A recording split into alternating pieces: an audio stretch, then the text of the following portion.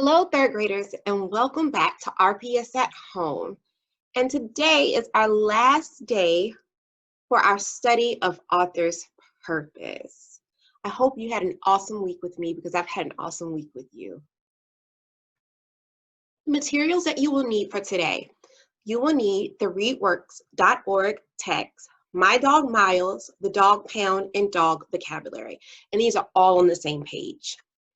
You will need the Author's Purpose graphic organizer or a sheet of paper if you cannot access any of these documents, and something to write with. Remember, you can find all of these handouts on the RPS at Home Week 9 lesson plan. What will you be able to do after today and after our 4 lessons together? Well, today you will be able to distinguish between different authors' purposes in text with the same topic. And today is one of my favorite topics. It's all about dogs. So I hope you will enjoy this today. Let's review. We know all about author's purpose. So let's just go over it quickly.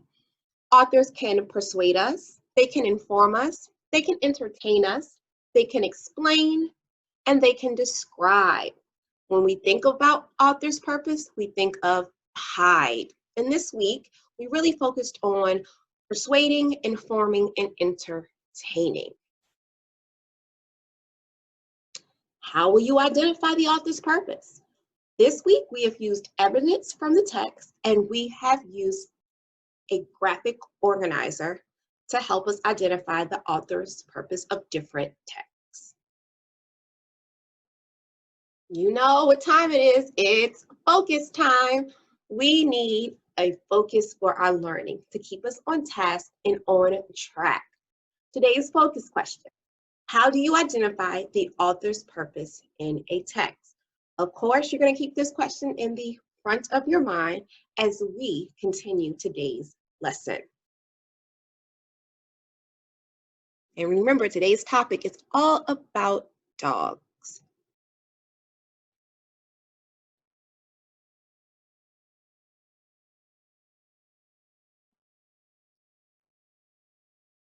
All right, so focus, have it in your mind. My dog, Miles. One day, my dog, Miles, decided he had enough of living with our cat, Theo. He packed his doggy biscuits, his favorite toys, and hit the road. Life on the road was not as easy as he expected. No one fed him, and many people ignored him completely. He was not used to this kind of treatment. After a few hours of hunger and loneliness, Miles decided to come back home. As soon as he walked in the door, we all pounced on him, giving him hugs and his favorite foods. Miles smiled and howled. There really is no place like home. Okay, now as I read this, I had a smile on my face the entire time. I really enjoyed it and thought it was funny. So what is the author's purpose? Let's go to our next short story. The Dog Pound. There is one thing that drives me crazy, and that is people who pay thousands of dollars for a dog. There are so many wonderful dogs at the dog pound looking for a home. Sure, they may not be beautiful show dogs or full breeds, but you will find some of the most loyal friends. Some people say that mutts, mixed breeds, are actually smarter dogs and easier to train. Some dog pounds quickly run out of room because there are so many dogs up for adoption. I wish that everyone would take a chance on a lovable hound instead of buying an expensive show dog.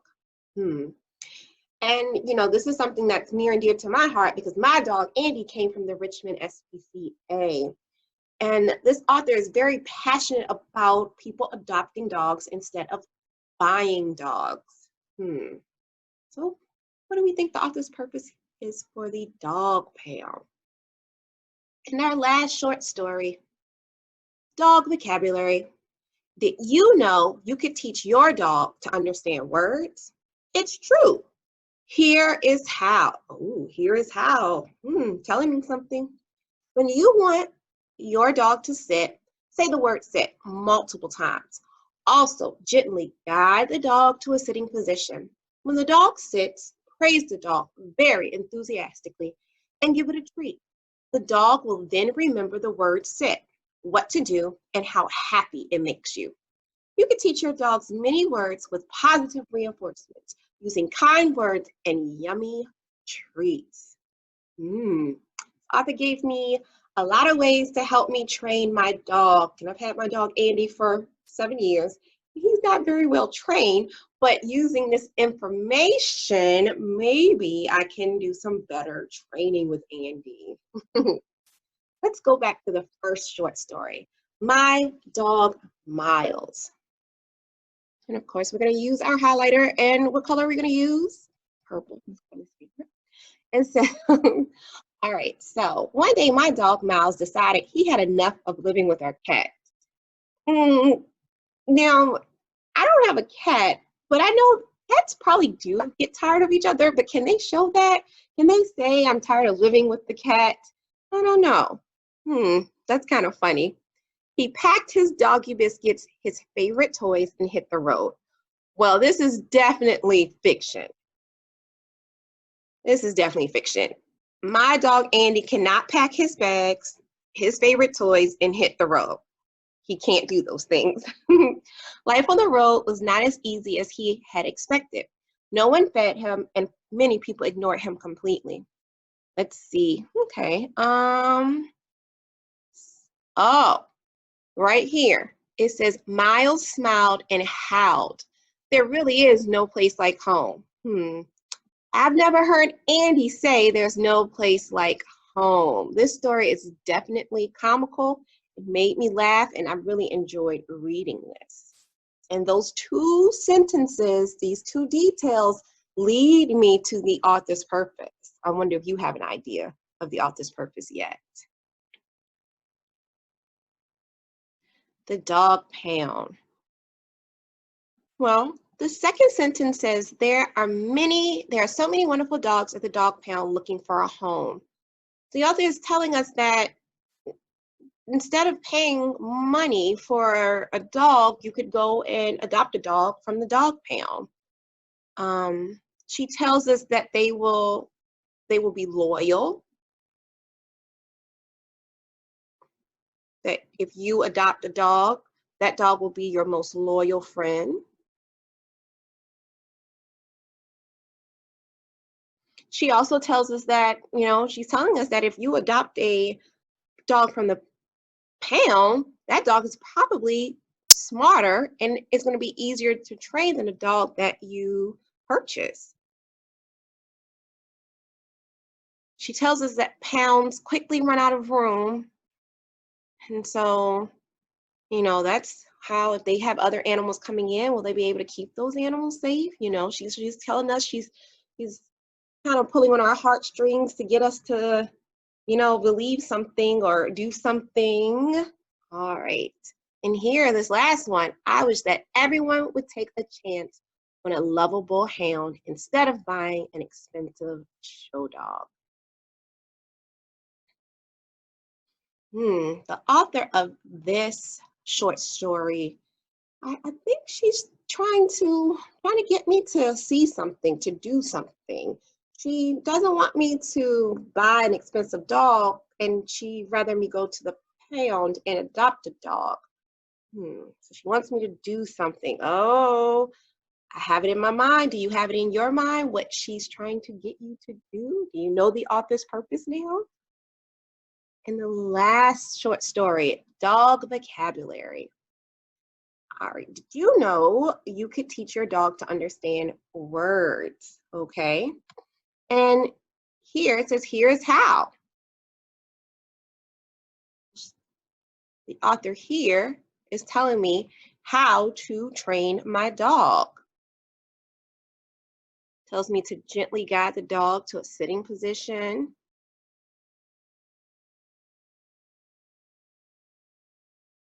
She tells me to praise my dog when my dog does the right thing, give it a treat.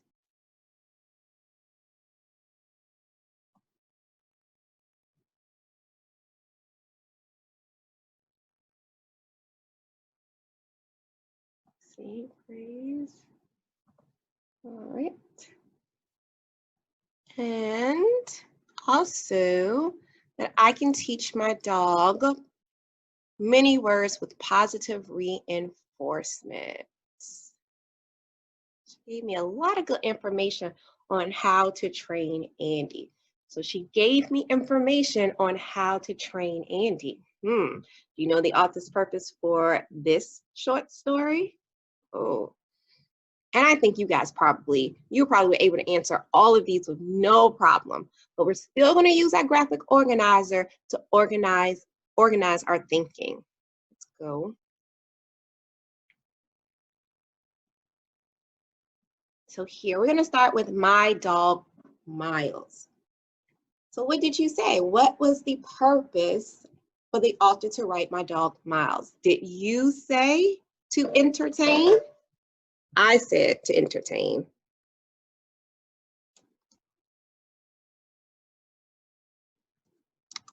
Now let's think, why do we say entertain? Let's use those details from the text. Well, Miles packs his things and hits the road. And we know that dogs can't do that.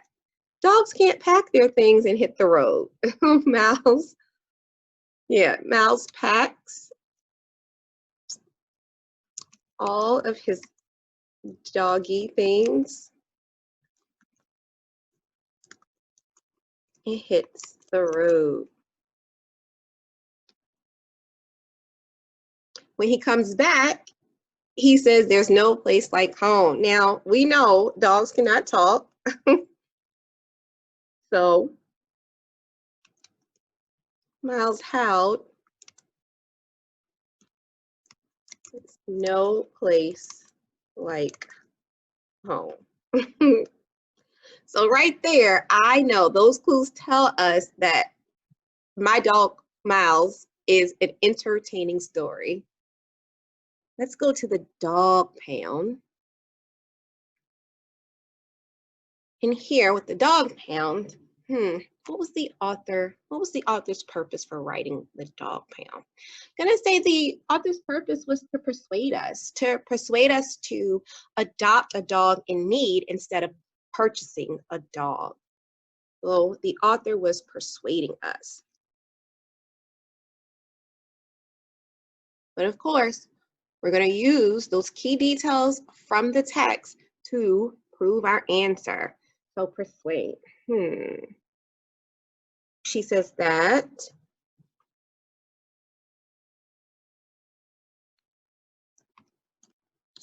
dogs from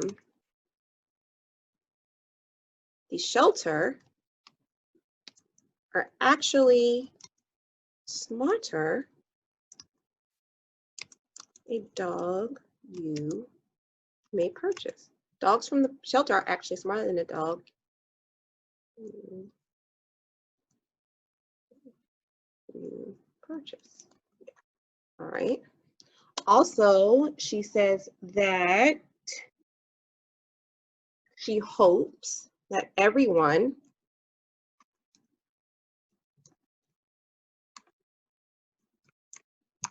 will take a chance on a shelter dog. So she's saying she hopes that we take that chance to adopt a dog instead of purchasing a dog, because that dog's going to give us lots of love. That dog is easier to train. So she's persuading us. And that first sentence really did show that she wants to persuade us, because she says she really dislikes when people purchase dogs instead of adopting them. So right there, that clued me in that she's going to try to get me to adopt a dog instead of purchasing a dog. And the last one, dog vocabulary. All right, so for dog vocabulary, what did you say? Did you say it was to inform? Yes, this text informed us. It showed me how to train my dog, Andy. It gave me all the information I need to train my dog. So we're going to write inform. Let's go here. Let's use that key details from the text. It says, we talked about, it says praising your dog.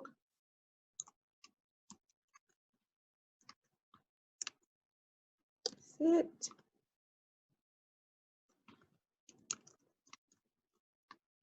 Make dog treats. They obey the command, right? So that's what it was. It was informing us on how to train a dog with positive reinforcements. Awesome job, third graders.